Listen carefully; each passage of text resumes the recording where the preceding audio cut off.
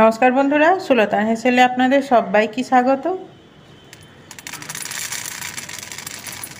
আজ আমি বানাবো মটরের তরকারি।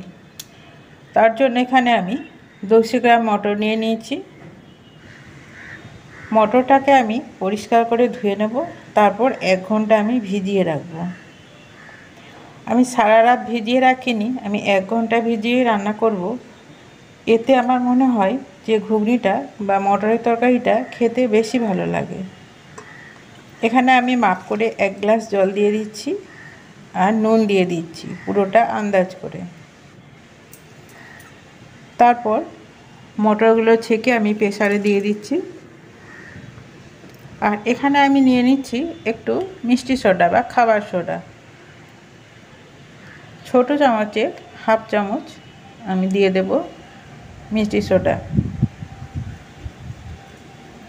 খুব বেশি দেয়া যাবে না, তাহলে তেতো লাগবে। তাই এটা মটরের সাথে মিলিয়ে সোডাটা দিতে হবে পরিমাপটা। আমি এখানে 200 গ্রামের জন্য ছোট চামচের 1/2 চামচ সোডা দিলাম। এরপর আমি একটা সিটি তুলে নেব। তারপর লো টু মিডিয়াম আঁচে আমি এটাকে 10 মিনিট রান্না করে নেব, মানে সেদ্ধ করে নেব। এখানে আমি সিটি উঠাবো না, গ্যাসকে কমিয়ে আমি সেদ্ধ করে নেব। এখানে আমি 5 কোয়া রসুন নিয়ে নিয়েছি, আর 1 ইঞ্চি আদা নিয়ে নিয়েছি, আর 2টা পেঁয়াজকে কুচি করে নিয়েছি, আর 2টা কাঁচা লঙ্কা নিয়েছি। এরপর রসুন, কাঁচা লঙ্কা আর আদাকে আমি একটা পেস্ট বানিয়ে নেব, বা হামালদির সাথে আমি ছিঁচে নেব। এই ছিঁচে নেওয়া বা কুটে নেওয়া মশলা দিয়ে তরকারি খেতে কিন্তু খুব ভালো লাগে। এখানে আমি 1 চামচ, বড় চামচের 1 চামচ সর্ষের তেল নিয়ে নিয়েছি, ছোট চামচের 1 চামচ জিরা নিয়েছি, একটা বড় তেজপাতা নিয়ে নিয়েছি সবুজ দেখে, একটা শুকনো লঙ্কা দিয়ে দিলাম। আর আমি এখানে কালারের জন্য তেলের মধ্যে চিনিটা দিয়ে দিচ্ছি। এরপর চিনি থেকে যখন বুদবুদ উঠতে শুরু করবে তখন দিয়ে দেব পেঁয়াজ কুচিটা। পেঁয়াজ কুচিটা আমি কিছুক্ষণ তেলের সঙ্গে ভেজে নেব।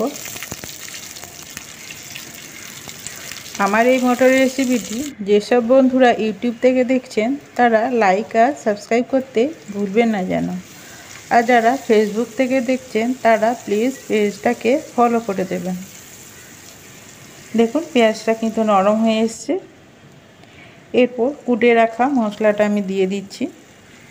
এই কুটে রাখা মশলা দিয়ে তরকারির স্বাদ কিন্তু খুব সুন্দর হয়। এভাবে কুটে দেখবেন আপনারা, একদম মিহিতে বা শিলে পেস্ট বা একদম মিহি করে না বেটে এরকম একটু দানা দানা রেখে বাটলে দেখবেন তরকারির স্বাদটা ভালো হয়। এখানে আমি 2টা বড় সাইজের আলুকে কুচি করে নিয়েছি, দিয়ে দিলাম। দেখুন এখনই কালারটা কত সুন্দর হয়ে গেছে।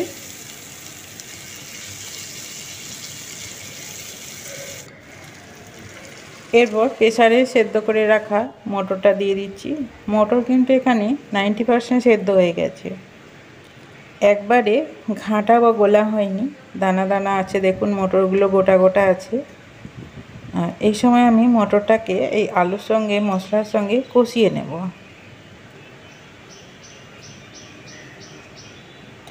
প্রথমে খুব ভালো করে আমি মিশিয়ে নিচ্ছি। এরপর এটাকে আমি কিছু শুকনো মশলা মেশাবো। জিরা গুঁড়ো দিয়ে দিচ্ছি 1 চামচ ভর্তি করে,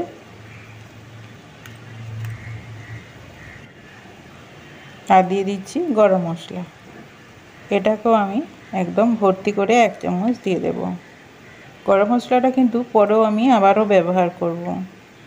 এরপর সব মশলা একসাথে ভালো করে মিশিয়ে এটাকে ভালো করে কষে নেব। যেসব বন্ধুরা আমার এই রেসিপিটি দেখছেন তাদের যদি ভালো লাগে প্লিজ একটা লাইক দিয়ে দেবেন।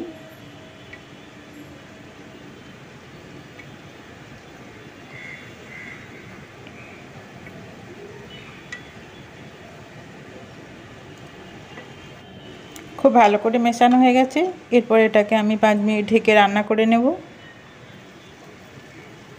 আর জলটা দেখুন একদম শুকনো হয়ে গেছে আর মশলা থেকেও তেল ছাড়তে শুরু করেছে। সুন্দরভাবে মটর, আলু, মশলা সব একসাথে কষানো হয়ে গেছে।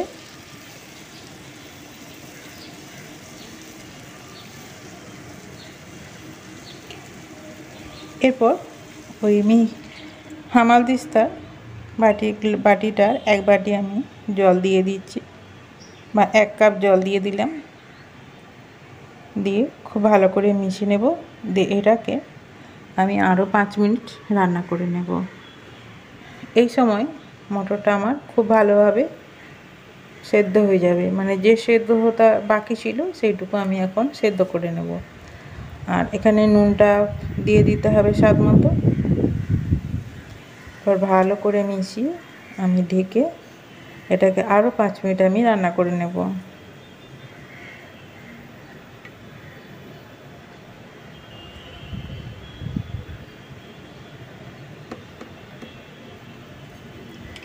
ভালো করে মেশানো হয়ে গেছে। এরপর এটাকে আমি ঢেকে দিচ্ছি। দেখুন বুদবুদ উঠতে শুরু করেছে। 5 মিনিট পর আমি ফিরে এলাম।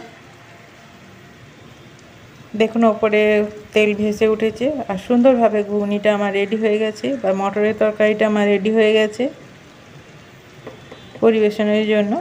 এরপর ওপর থেকে আমি একটু গরম মশলা দিয়ে দেব 1 চামচ।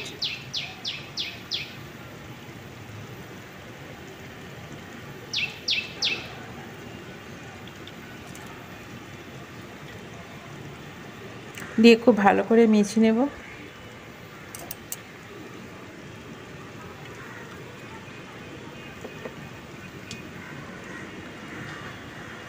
মটরের তরকারি বা ঘুগনিটা আমার রেডি হয়ে গেছে।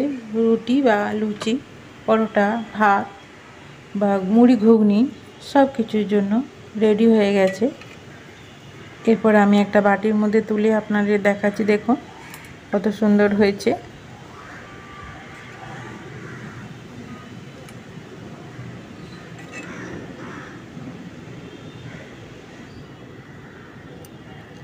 এরপর গার্নিশের জন্য আমি ওপর থেকে 2টা লঙ্কা দিয়ে দিচ্ছি, সাজিয়ে দিচ্ছি। আপনারা চাইলে এর উপরে ধনেপাতাও দিতে পারেন, কিন্তু আমি আজ ধনেপাতা না দিয়েই সুন্দরভাবে রান্নাটা করে নিলাম।